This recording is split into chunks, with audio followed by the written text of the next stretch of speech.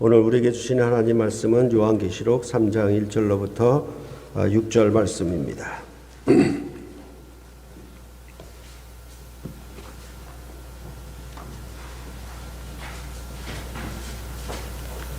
한 절씩 교대로 봉독해 올리겠습니다. 사대 교회의 사자에게 편지하라. 하나님의 일곱 영과 일곱 별을 가지신 이가 이르시되 내가 네 행위를 아노니 내가 살았다 하는 이름은 가졌으나 죽은 자로다.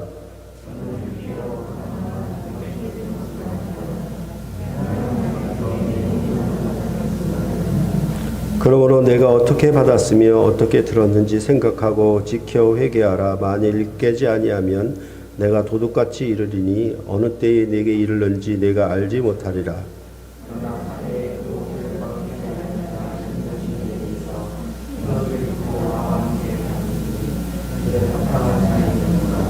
이기는 자는 이와 같이 흰 옷을 입을 것이요 내가 그 이름을 생명책에서 결코 지우지 아니하고 그 이름을 내 아버지 앞과 그의 천사들 앞에서 시인하리라. 아멘.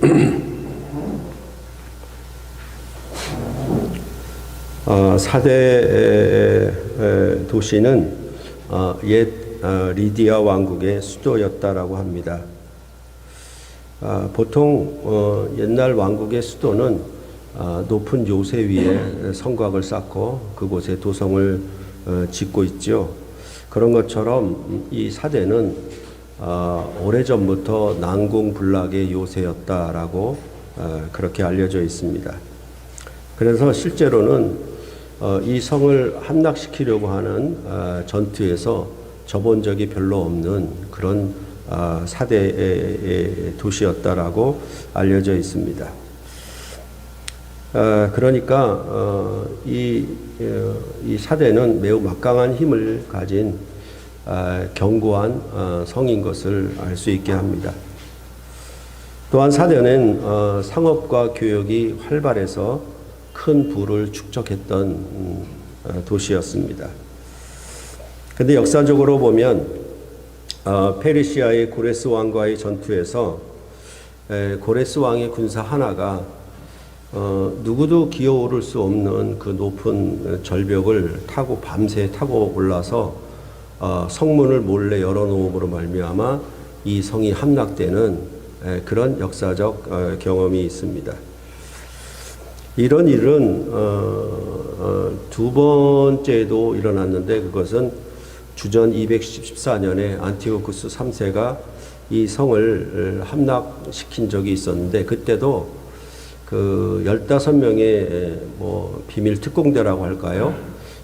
그런 사람들이 그 성벽 절벽을 타고 올라가지고 성문을 열어놓음으로 말미암아 결국 이 사대 성이 함락되고 말았다라고 그렇게 역사적으로 전해지고 있습니다. 그러다가 이 로마 시대에 들어와서는 그 주 17년에 엄청난 지진으로 온 도시가 다 폐허가 되었었는데 로마 황제 아우구스투스의 지원을 통해서 이 성이 재건되었다라고 그렇게 알려져 있습니다. 이러한 그 역사적 배경 하에서 우리가 사대교회의 내용을 보는 것이 좀 유익이 되리라 믿습니다. 일곱 교회와 마찬가지로 역시 사대교회에도 써서 보내라라고 하는 전투 명령서가 전달되었습니다. 이 교회에 일곱 영과 일곱 별을 가지신 이가 명령을 한 것입니다. 그리고 일곱 교회와 같이 내가 네 행위를 아노니 라는 일관된 형식으로 또 이 교회의 명령서에도 그 내용이 구성되어 있습니다. 그런데 이 사대교회 앞에 4개 교회는 주로 칭찬이 나온 다음에 책망의 내용이 나왔었거든요. 그런데 이 교회에게는 책망의 내용이 가장 먼저 나오고 있는 것이 독특하기도 하고 그 점이 사대교회를 볼 수 있는 가장 뚜렷한 특징이 아닌가 이렇게 생각이 됩니다. 그 책망은 다른 교회들과 비교할 때 가장 혹독한 비난을 받았을 정도였습니다. 그것은 바로 네가 살았다 하는 이름은 가졌으나 죽은 자라고 하는 그런 책망이었습니다. 이것이 사대교회를 얘기할 수 있는 아주 핵심적인 그런 내용이라고 했죠. 사대교회는 죽은 교회다 이렇게 보시면은 되겠습니다. 그럼 여기서 살았다라고 하는 것과 죽은 것은 무엇을 의미하는 것인가? 이 점에 대해서 생각해 보아야겠습니다. 살았다는 이름을 가졌으나를 사대 도시의 사람들로부터 명성을 얻은 것이라고 해석하는 그런 주석가들이 있습니다. 그러니까 이 사대교회는 사대 도시에 살고 있는 다른 사람들로부터 명성이 있는 명망이 높은 그런 교회였다라고 해석을 한 것입니다. 그런데 이렇게 보는 이유는 일격교회 중에 유독 사대교회가 세상으로부터 당하는 박해를 언급하지 않고 있기 때문이기도 합니다. 그래서 사대교회가 세속화되어서 세상이 추구하는 것과 같았기 때문에 세상으로부터 박해를 받지 않았다라고 그렇게 생각을 하는 것입니다. 그래서 살았다는 이름이 마치 교회 주변의 다른 사람들로부터 저 교회 참 좋은 교회야 이런 명성을 얻은 것으로 그렇게 이해를 하는 것입니다. 그러나 저는 그런 해석보다는 이런 내용에 대해서 2절과 3절에서 살았다는 이름과 죽은 자에 대해서 설명하고 있다라고 보고 있습니다. 먼저 두 개의 명령어가 나오는데 하나는 일깨우라라는 것이고 또 하나는 굳건하게 견고하게 굳게 하라는 명령이 나오고 있습니다. 일깨우라라고 하는 것은 이게 주의하여 깨어 있으라라고 하는 명령입니다. 이것은 3절 후반절에도 나오는데 만일 일깨지 아니하면 내가 도둑같이 이르리라는 표현과 연관성이 있습니다. 그 강아지 데리고 오지 말라고 했잖아요, 제가. 왜 자꾸 예배를 그렇게 방해를 해요?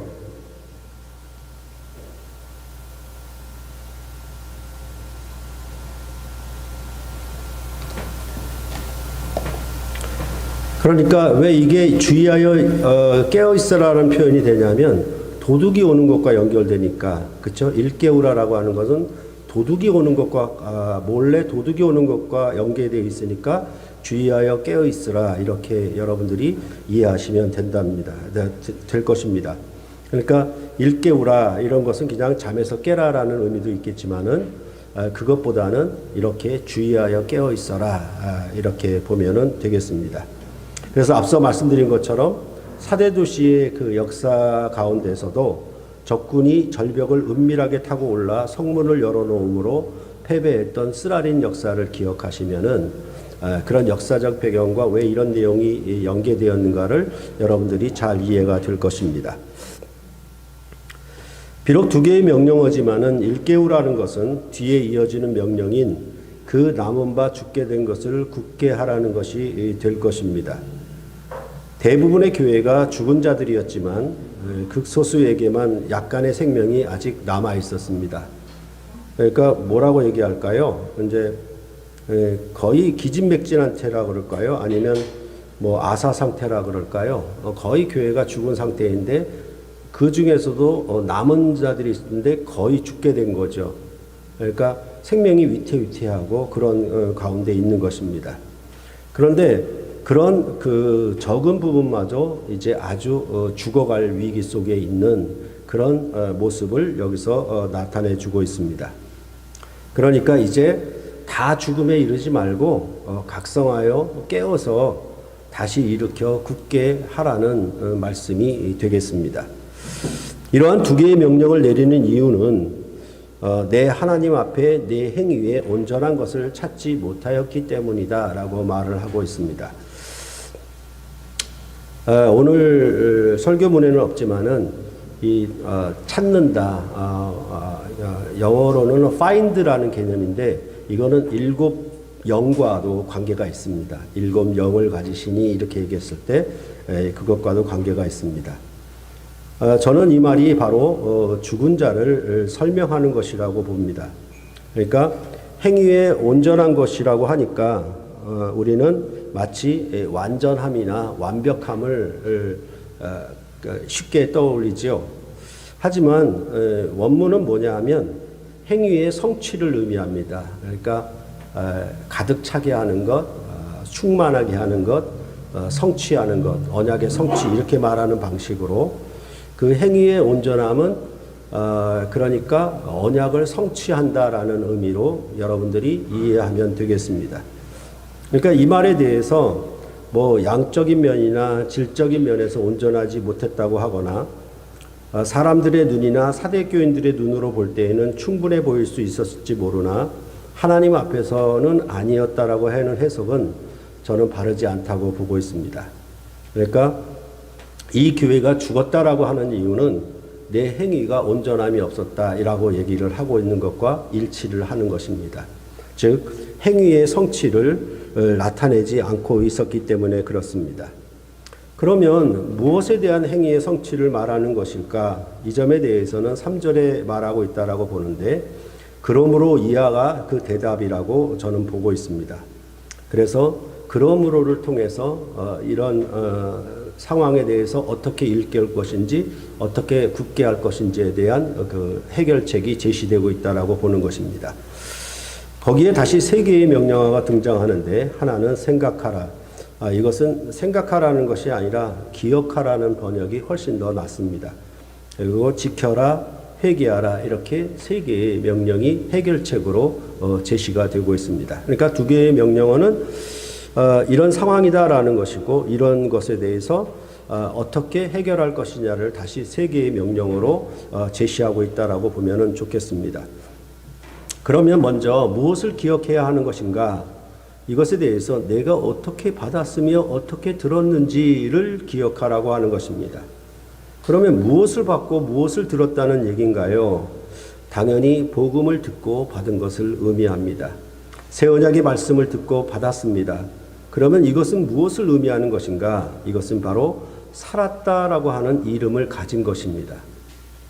즉 복음을 듣고 받았다는 말은 세례를 받은 것이며 그 세례로 말미암아 이름을 가졌다라고 할 수가 있겠습니다.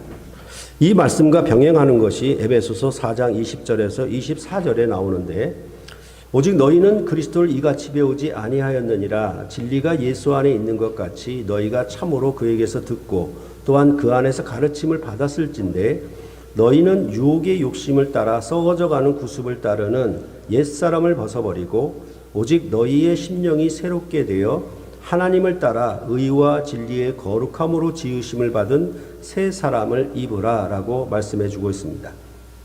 그러니까 여기서 진리의 말씀을 듣고 배워 받으면 옛사람을 벗고 새 사람을 입는 것으로 말씀하고 있습니다.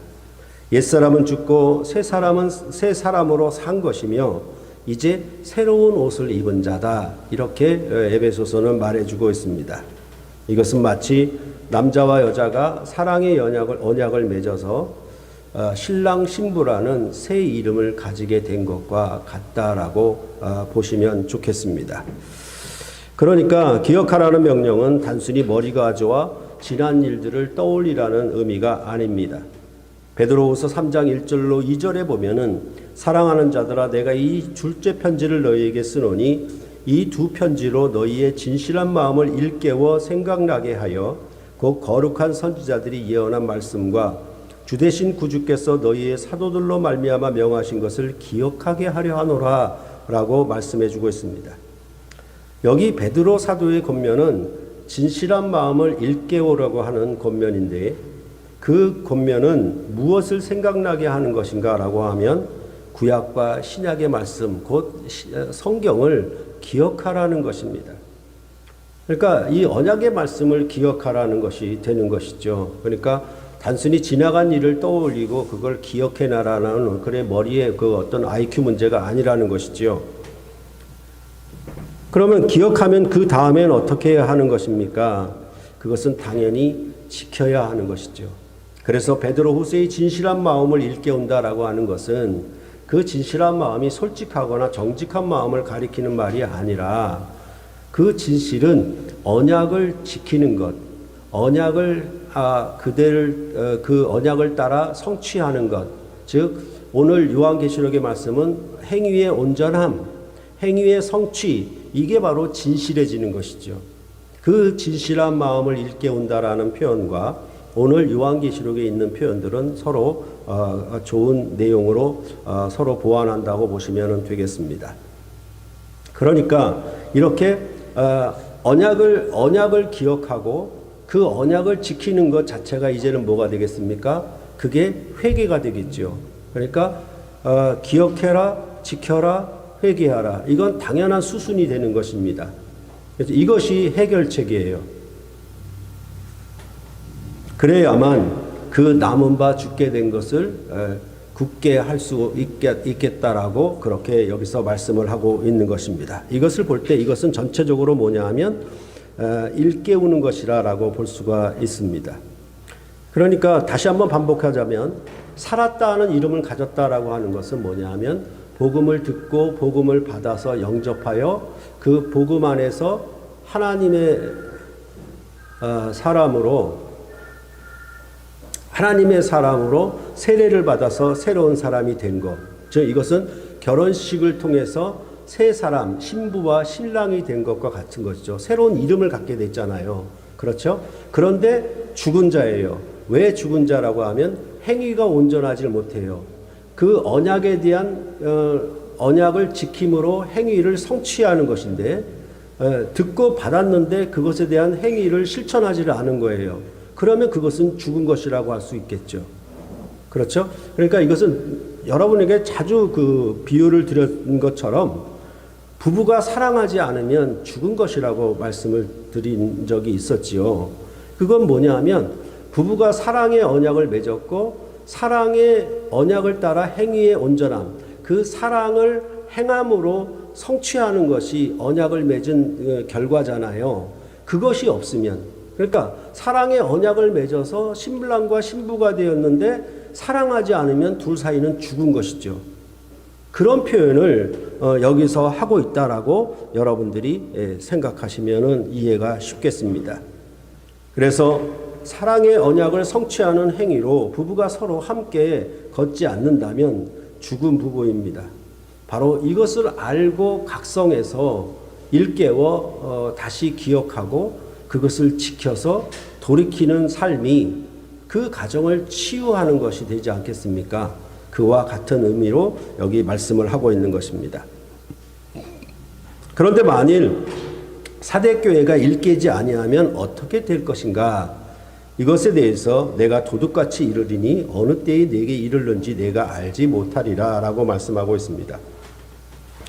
여기에 주님이 임하심은 재림으로 임하신다는 얘기가 아니라 사대교회의 역사 속에 임하신다라는 것을 의미합니다. 도둑같이 임하심은 심판을 의미하는 것이죠. 그러니까 성경에 도둑같이 온다라고 하는 표현은 거의 종말의 심판과 같은 그런 것과 연계지어서 말을 하고 있듯이 도둑같이 온다라고 하는 얘기는 심판을 얘기를 하는데 그 심판이 재림으로 말미암아 완결된 심판을 얘기하는 것이 아니라 사대교회가 있는 역사 속에 임재하여서 그 교회를 심판한다는 얘기를 지금 여기서 하고 있는 것입니다. 그러니까 이것은 큰 재앙으로 어떤 지진이나 이런 큰 사건 아니면 전염병이나 이런 엄청난 사건을 통해서 임하는 것은 아닌 것 같아요. 왜냐하면 이렇게 주님이 임하시는데 사대교회가 몰라요. 알지 못하고 있어요. 그러니까 앞서 말씀드렸던 것처럼 적군이 절벽을 타고 밤에 몰래 쳐들어오는 것처럼 그 성을 함락시키는 것처럼 그렇게 들어오는 거예요. 그러니까 모르는 것이죠. 그러니까 많이 일깨지 아니했다는 거죠. 일깨지 아니했기 때문에 이런 주님의 심판이 그 교회에 임하게 될 것이라고 그렇게 말씀을 하고 있는 것입니다. 다시 말해서 엄청나거나 큰 사건도 없었는데 이 사대교회는 스스로 자멸해버리는 그런 심판을 당하게 될 것이라고 말씀을 하고 있는 것입니다. 그런데 이렇게 사대교회는 전체적으로 책망만 있는 것은 아니었습니다. 사대교회는 교회 전체가 완전히 다 파멸에 이르는 자들만은 아니었다라고 말해주고 있기 때문입니다. 그 교회에 아주 소수의 사람들이 있었습니다. 그들은 어떤 사람들인가 그것에 대해서 4절에 말하는데 그러나 사대에 그 옷을 더럽히지 아니한 자 몇 명이 내게 있어 흰 옷을 입고 나와 함께 다니리니 그들은 합당한 자인 영고라 라고 말씀해 주고 있습니다. 그러니까 옷을 더럽히지 아니한 자 몇 명이 있습니다. 그러니까 아예 사대교회는 죽은 자들이라고 얘기를 하면서도 여기 흰옷을 입은 자들은 몇 명이라고 얘기하는 거예요. 그러니까 교회 전체 인원으로 봤을 때 아주 작은 사람들, 아주 적은 수의 사람들을 가리키는 그런 표현이라고 할 수 있습니다. 그 옷을 입은 것은 흰옷이라고 얘기를 하고 또 그 흰옷을 입고 주님과 함께 다니는 자들이라고 말씀해 주고 있습니다. 왜 이들이 주님과 함께 다닐 수가 있느냐라고 하면은 그들은 합당한 자인 연고 때문에 그렇다라고 본문에 말해주고 있습니다. 그러면 여기서 흰 옷은 무엇을 의미하는 것인가? 이것에 대해서 그랜트 오즈번이라고 하는 그 성경 해석학의 아주 유명한 학자이고 요한계시록을 주석을 쓴 학자인데 이 흰 옷을 로마 시민들이 제국의 군사적인 승리를 축하하기 위하여 흰 옷을 입고 행진한 승리의 행렬을 나타내는 것이라고 보고 있습니다. 그러니까 이 요한계시록이 쓰여질 당시에 로마 시대의 시대 상황에 일어난 인들을 가져와서 흰 옷을 입은 자들을 이렇게 보고 있는 것입니다. 그런데 성경은 이러한 그 시대의 역사적 산물에서 나온 것이 아니라 항상 성경은 옛 언약에서부터 나온 신약의 말씀인 것을 여러분들 꼭 기억을 하셔야만 합니다. 이런 것이 매우 중요합니다. 그랬을 때 이 흰 옷은 구약에서는 하나님의 강림하심을 준비할 때 이스라엘 백성이 옷을 희게 빨았으며 대속죄일에 대제사장이 지성소에 들어갈 때에 세마포 흰 옷을 입었습니다. 특히 요한계시록에서는 하늘의 보좌 앞에 있는 24장로들이 흰 옷을 입었고 흰 옷을 입은 무리들이 보좌 앞에 나와 찬양을 하는데 장로 중 하나가 이 흰 옷 입은 자들이 누구냐고 또 어디서 왔는가 사도 요한에게 묻습니다. 그럴 때에 사도 요한은 나는 알지 못하고 주께서 아시나이다 라고 그렇게 대답을 하니까 그 장로가 답변하기를 이들은 큰 환난에서 나오는 자들인데 어린 양의 피에 그 옷을 씻어 희게 하였다 그런 자들이라고 답해주고 있습니다. 이러한 표현과 같이 갈라디아서 3장 27절에도 보면은 누구든지 그리스도와 합하기 위하여 세례를 받은 자는 그리스도로 옷 입었다라고 말씀을 하고 있습니다. 그러니까 옛사람을 벗어버리고 새 사람을 입다라고 얘기하는 것, 입는다라고 얘기하는 것, 그러니까 새 사람으로 변화했다라는 것이 아니라 새 사람으로 입었다라고 하는 옷의 표현을 하고 있었다는 거 여러분들 기억해 주시고 여기서 말하는 것처럼 세례를 받은 것을 그리스도로 옷 입었다라고 얘기하는 것, 이런 것이 성경의 표현인 것입니다.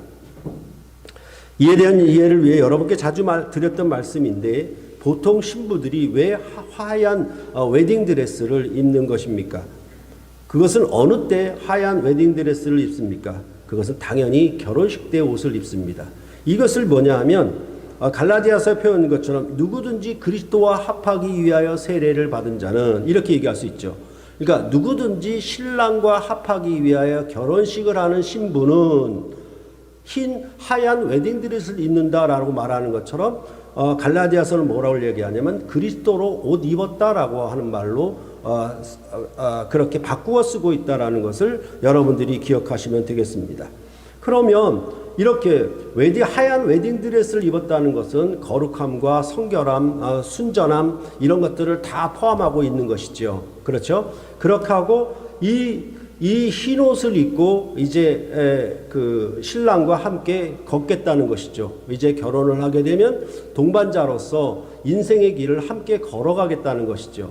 그러니까 이런 얘기는 그 함께 걷는 길이라고 하는 것은 뭐냐 하면 사랑의 언약을 맺었으니까 서로 사랑하며 함께 걷겠다라는 얘기죠. 그러니까 이것이 뭐냐 하면 전체적으로 흰 옷을 입고 다닌다.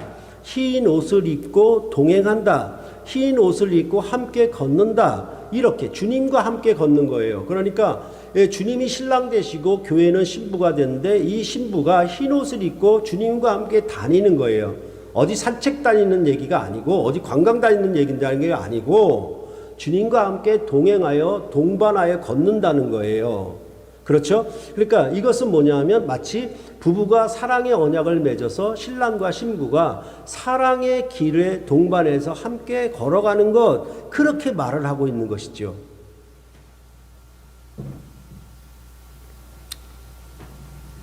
그렇다면 흰옷을 입고 주님과 함께 다니는 합당한 자가 사대교회의 소수로 몇 사람이 있었는데 그 사람들은 주님과 합하여 세례를 받아 그리스도로 옷을 입고 그 옷을 더럽히지 아니하여 주님과 맺은 언약을 따라 동행한 사람들임을 알 수가 있습니다. 즉 행위가 온전한 사람들, 즉 언약을 그대로 성취하며 사는 사람들, 이렇게 이해하면 되겠습니다. 그래서 이것을 빌립보서를 따르면 뭐라고 얘기하냐면 복음에 합당하게 생활하라, 이렇게 말하는 것입니다. 이들이 합당한 연고라라고 얘기하는 것은 흰 옷을 입고 다니는 것인데 이것을 다른 말로 바꾸면 복음에 합당하게 생활하는 자, 이렇게 말할 수가 있겠습니다.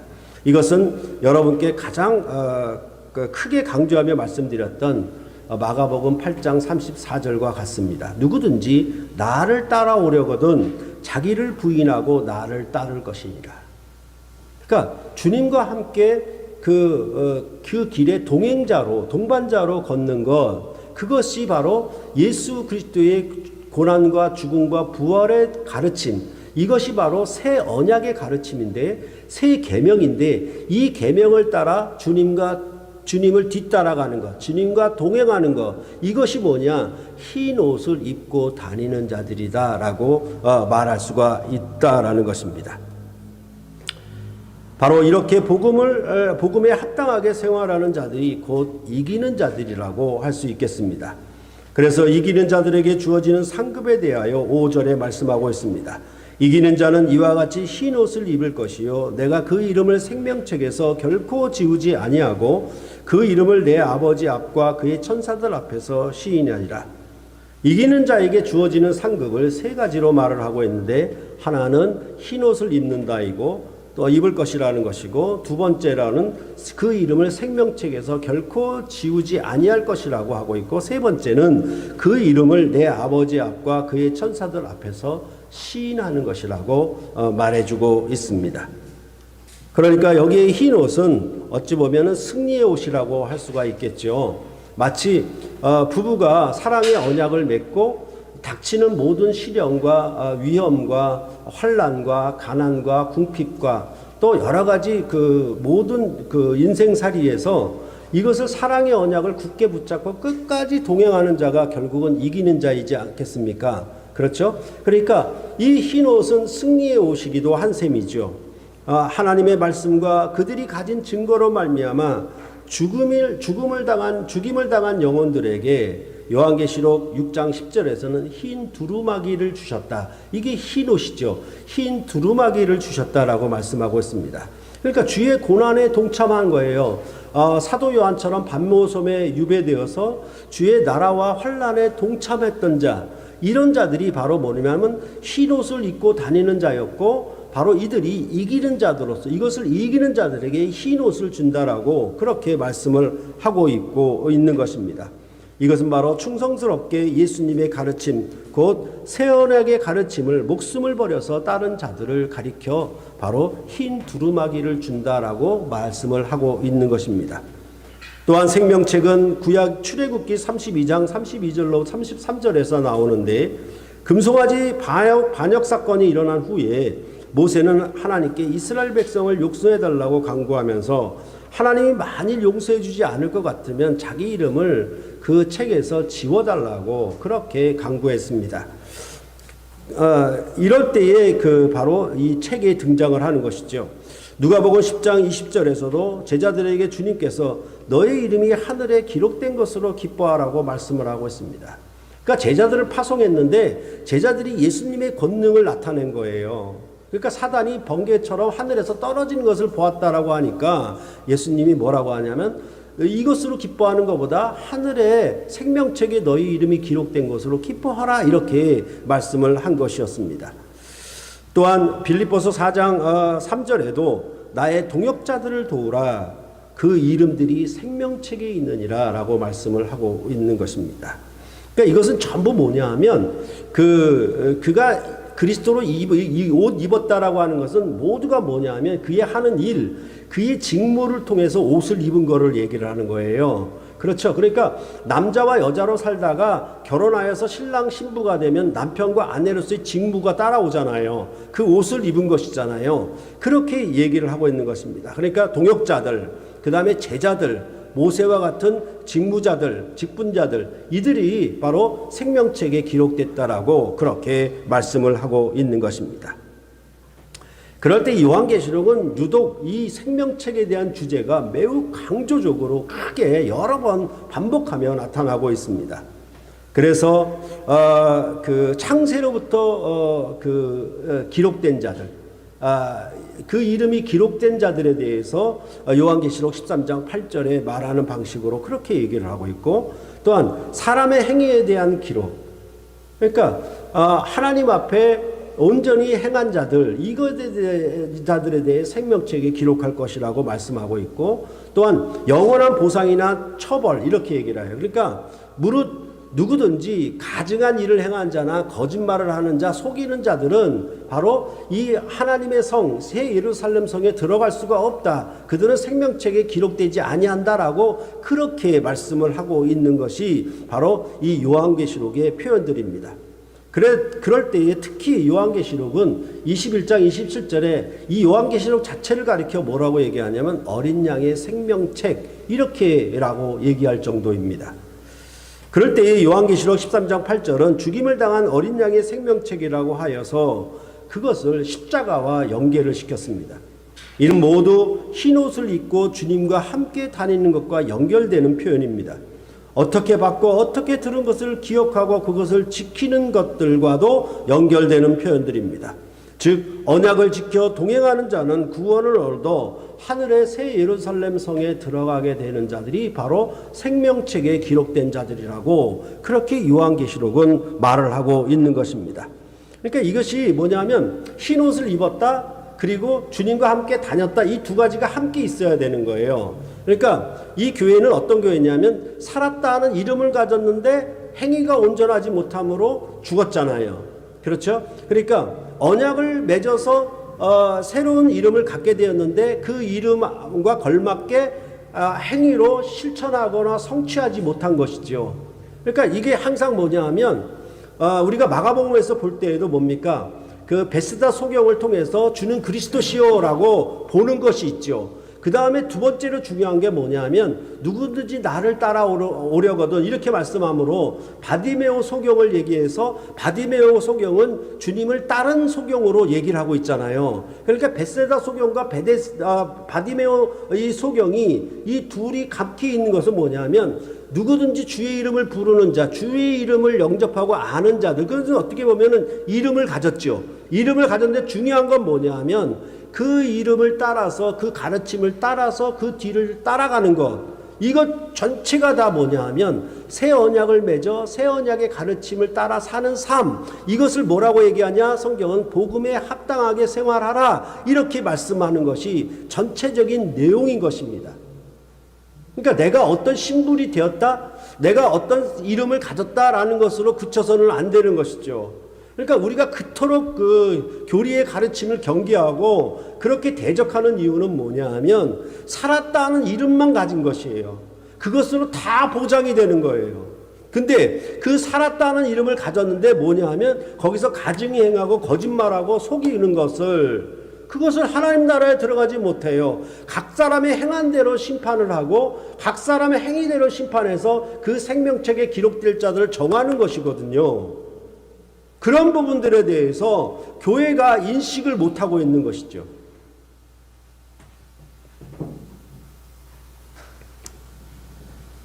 그러할 때에 그의 이름을 이제 내 아버지 앞과 그의 천사들 앞에서 시인하라는 말씀은 마태복음 10장 32절로부터 33절과 병행하는 말씀이에요. 거기 보면은 누구든지 사람 앞에서 나를 시인하면 나도 하늘에 계신 내 아버지 앞에서 그를 시인할 것이요 누구든지 사람 앞에서 나를 부인하면 나도 하늘에 계신 내 아버지 앞에서 그를 부인하리라 라고 말씀하고 있는데, 마태복음은 박해문맥이에요.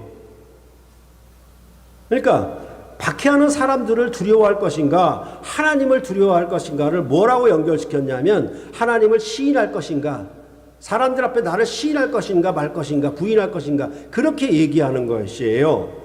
그러니까 요한계시록은 여기서 말하는 것은 상급에 대한 얘기잖아요.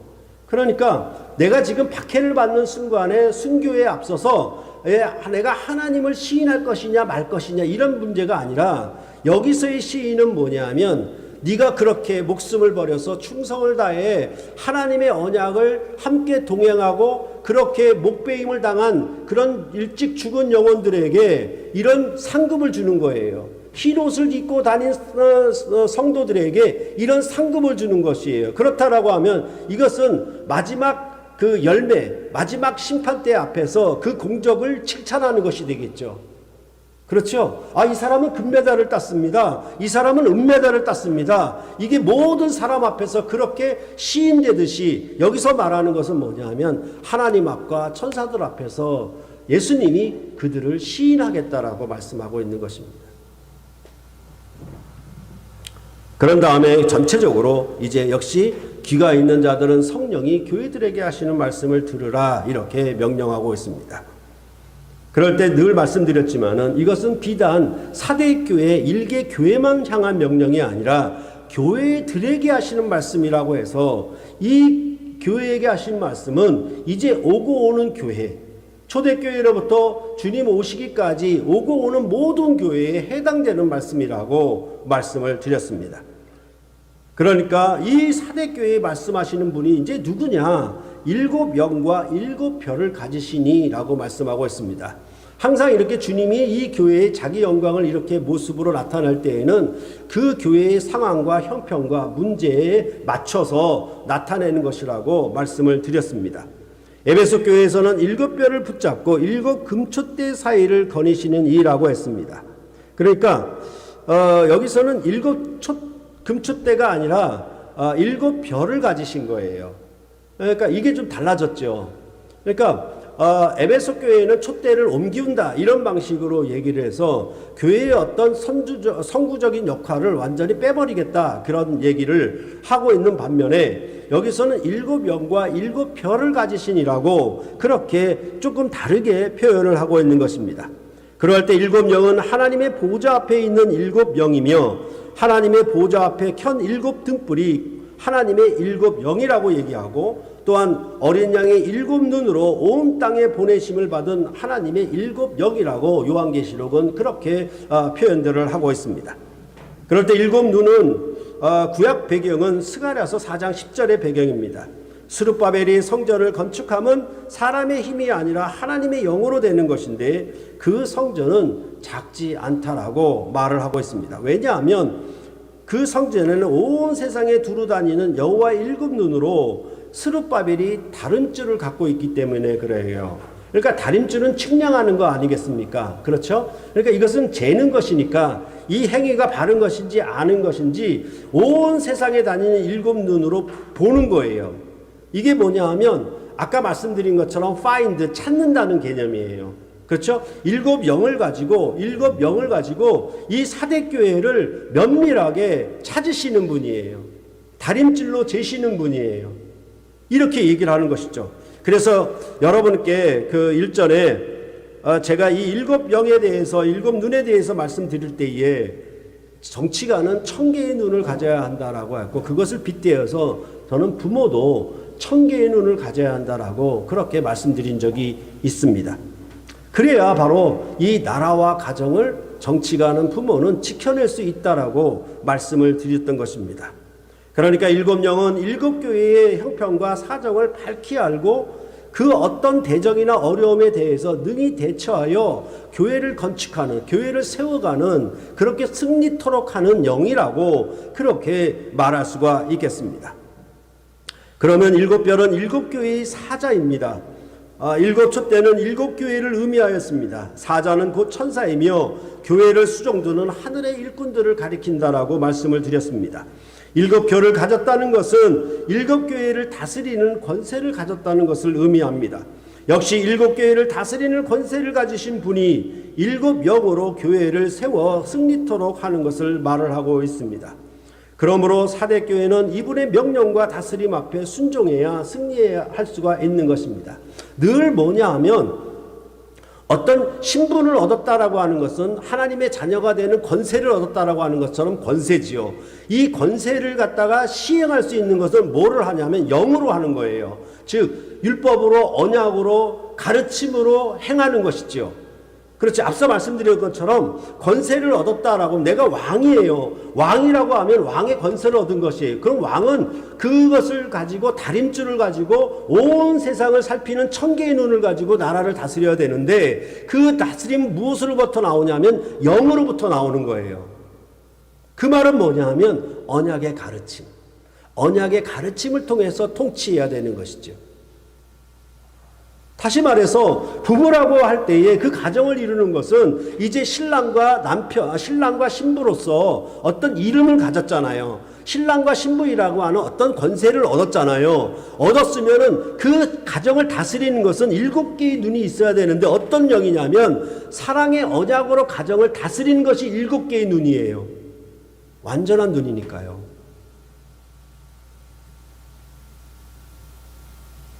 이렇게 일곱 영을 가지시고 일곱 별을 가지시니까 이 사대교회에 이런 것들을 찾으셨어요.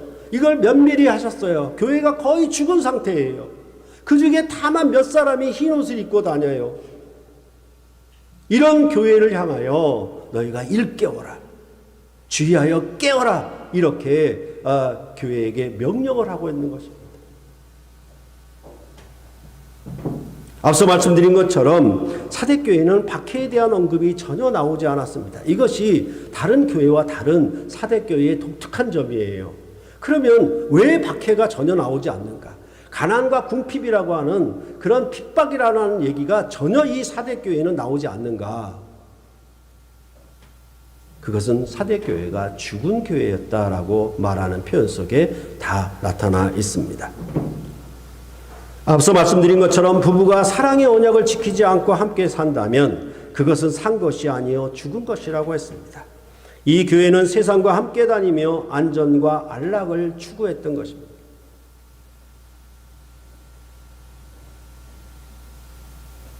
그러하니 세상도 교회를 박해할 이유가 아무것도 없었던 그런 교회였습니다.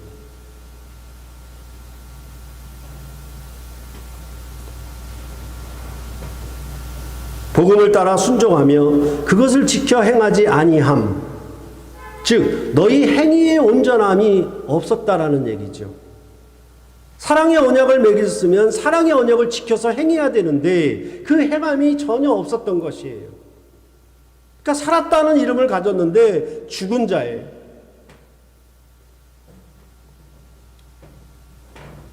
이 말은 뭐냐 하면 앞서 말씀드렸던 것처럼 예수 그리스도의 새 언약의 가르침, 그의 고난과 죽음과 부활에 대한 가르침에 동행하지 않은 거예요. 함께 다니질 않은 거예요. 그러니까 세상으로부터 안전함과 안락함을 추구하고 하나님을 그리스도 안에서 맺은 언약을 따라서 동행함은 저버린 것이죠. 정말로 다행인 것은 이 교회에 아주 소수의 사람들, 정말 적은 몇 사람이 흰 옷을 입고 주님과 함께 다닌 자들이 있었다는 사실입니다. 이 말씀은 말씀드린 것처럼 예수님의 가르침을 따랐다라는 것입니다. 여러분은 제가 마가복음을 강론하면서 부자 청년과 베드로를 비교하였던 것을 기억하실 것입니다. 누가 예수님의 새 언약에 동행하는 자였습니까? 누가 예수님의 고난과 죽으심과 부활의 가르침에 동행하는 자였는가? 그것을 마가복음은 아주 이 두 사람을 내세워서 극명하게 대조를 하며 비교를 했던 것을 여러분들은 기억하실 것입니다. 부자 청년은 모세의 가르침에 함께 다녔던 자였습니다. 그러나 베드로는 주님의 가르침에 함께 다녔던 자들이라고 그렇게 말을 하면서 나는 재산과 전토와 배와 모든 부침까지라도 다 버리고 즉 땅에 있는 것에 매이지 아니하고 주님을 위하여 하늘에 있는 것을 찾으려고 따랐던 자들이라고 자라고 그렇게 고백했습니다. 이것이 바로 무엇이냐? 바로 주님의 가르침에 동행하는 자 이렇게 얘기를 하는 것이라고 말을 할 수가 있는 것입니다. 이런 사대교회의 내용을 보면서 저희 교회도 7 영으로 살펴야 하지 않겠습니까? 7 눈을 가지고 정말로 1000개의 눈을 가지고 우리 교회의 형편을 돌아봐야 되지 않겠습니까? 이것은 사대교회를 향한 말씀이 아니라 샘물결 교회를 향한 말씀이다라고 받아들이면서 이 말씀을 따라 우리가 교훈을 받아야 하지 않겠습니까? 안타깝지만은 주님을 따르지 아니하고 부자 청년처럼 죽은 자들이 샘물결 교회에 최근에 생겨났습니다. 돈과 부를 따르는 자들. 하나님을 예배함과 형제간의 교제는 멀어졌습니다. 오직 탐욕이 가득하여 땅의 것을 얻으려고 달려가는 자들입니다.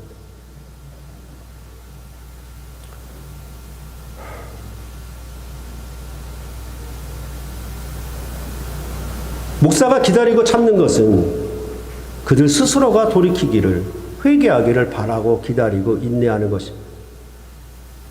벌써 성도들로부터 여러 소리가 자기에게 들려요. 그러면 그게 하나님의 음성인 줄 알고 귀 있는 자는 성령이 교회들에게 하시는 말씀을 들어야 되는 것이거든요. 그것을 일깨우지 못하고 각성하지 못하면은 큰일이 나는 것입니다. 어떻게 각성해야 되느냐? 복음이 무엇인지를 다시 기억하고 그것을 지킴으로 회개를 해야 됩니다. 제시했잖아요. 마가복음 8장 34절.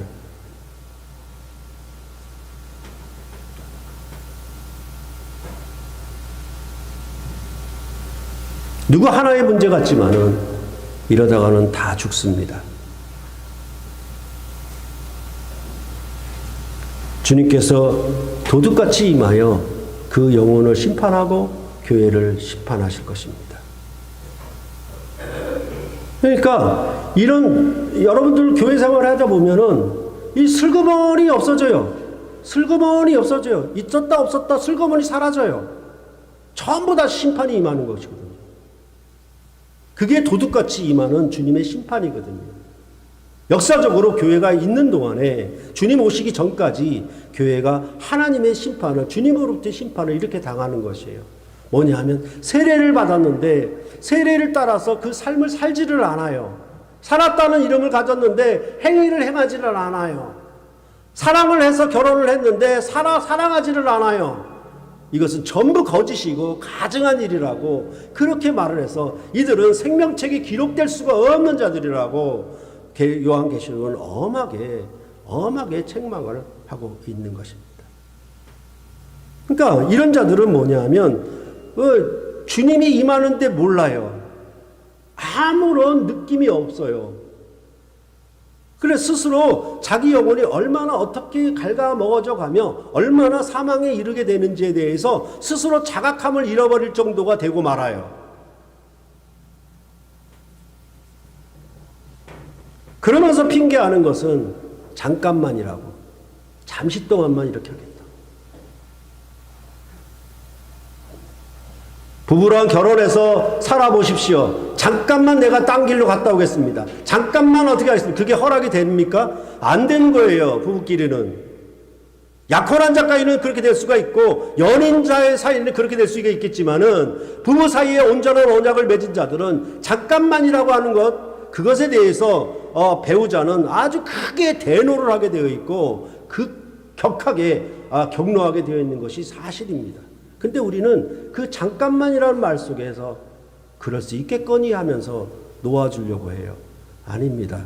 그것은 회개를 촉구해야 되는 것이 각성해야 되는 것, 일깨워야 되는 것이다.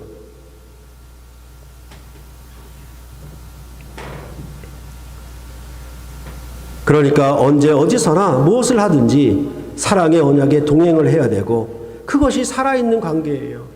그것이 벗어났다라고 하면 즉시로 돌이켜야 되는 거예요. 어떻게 받았는지 어떻게 들었는지 그것을 기억하고 지키는 것으로 회개해야 되는 거예요.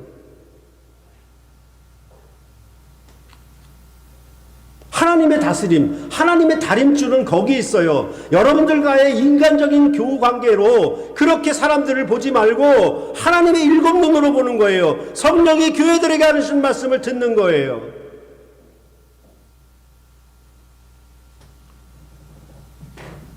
그런 가운데서도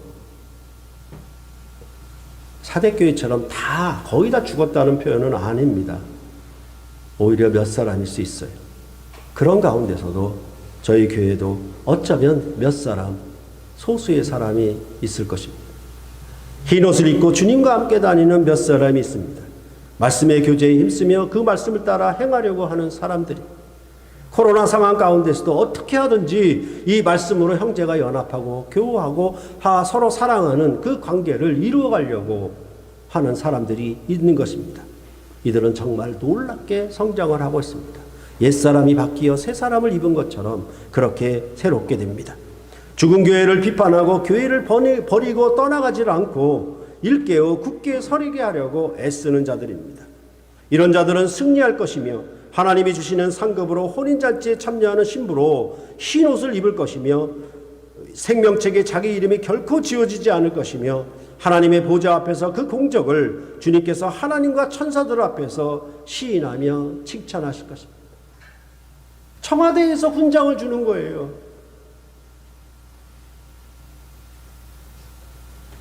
그럴 때 오늘 말씀을 통해서 이 사대교회를 향한 핵심적인 말씀, 바로 그것을 우리에게 적용해야 할 것입니다. 새물길 교회는 죽은 교회입니까? 아니면 산 교회입니까? 여러분 개인은 죽은 자입니까? 산 자입니까? 이것에 대해서 다시 한번 일깨우고 새롭게 해서 교회를 굳건하게 세우는 여러분과 제가 되시기를 간절히 바랍니다. 기도하시겠습니다.